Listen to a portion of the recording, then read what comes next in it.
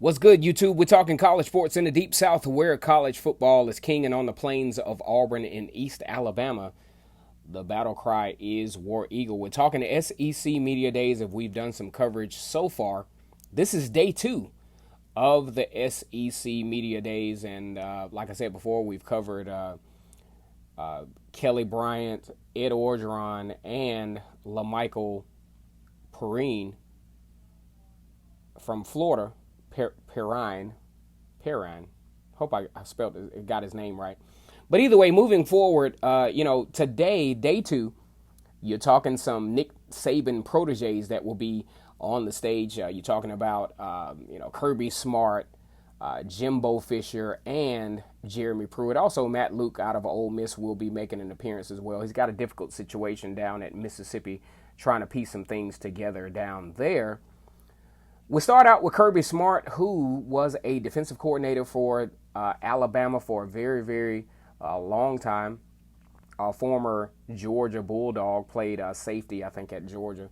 And he's gotten off to a very successful start with the Georgia Bulldogs. Also have had some great recruiting classes.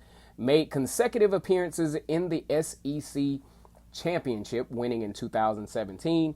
And also dominating Alabama, winning everywhere but on the scoreboard in 2018.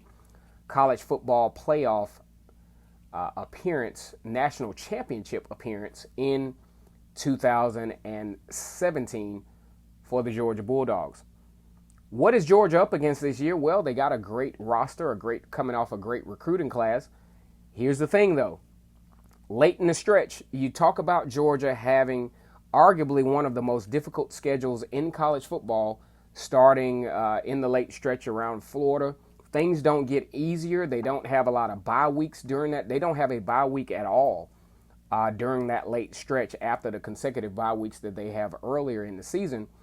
I would say a bye week would have been nice in November, because you're talking about a stretch that includes Auburn, Texas A&M, and Georgia Tech, and assuming that Georgia does everything they need to do, will have to face a top, I would say at least a top 10 team in the SEC Championship. So you're talking about a month and a half straight where Georgia will have to face very, very high quality opponents.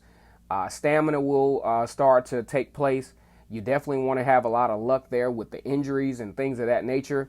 And, it's going to be a brutal stretch, in my opinion, for the Georgia Bulldogs. I think they have the team to do it, but I would hate to have to be asked to do something like that, especially as the wear and tear of the season takes place. And then you talk about that stretch, which is absolutely brutal for any team.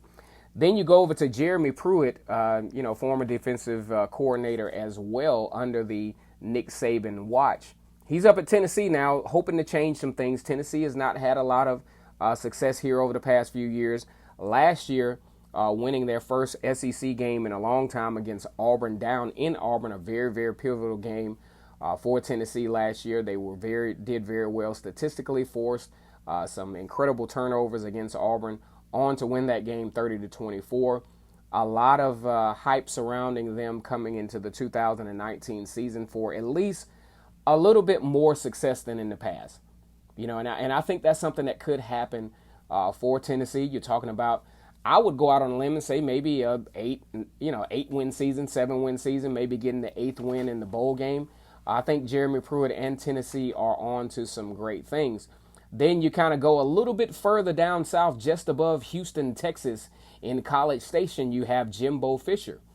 Jimbo Fisher, out of all of the Nick Saban alumni, is the only coach that actually has a national championship of his own. Won the national championship while he was hanging around at Florida State. Decided to take on take up the job at Texas A&M with a lot of resources there, and strangely enough, a lot of expectation there. But if you really think about Texas A&M, only 6 10-win seasons in the last 30 years. Don't get me wrong. I think Texas A&M should be a team that is successful year in and year out. But when you look at the win-losses over the past few years, the expectations don't match with what has already happened. But I think when you talk about the recruiting efforts of Jimbo Fisher, and what he's been able to do, just barely missing a 10-win season on last year, I would just go out and say that a win over Auburn would have guaranteed him a 10-win season and should have won that game.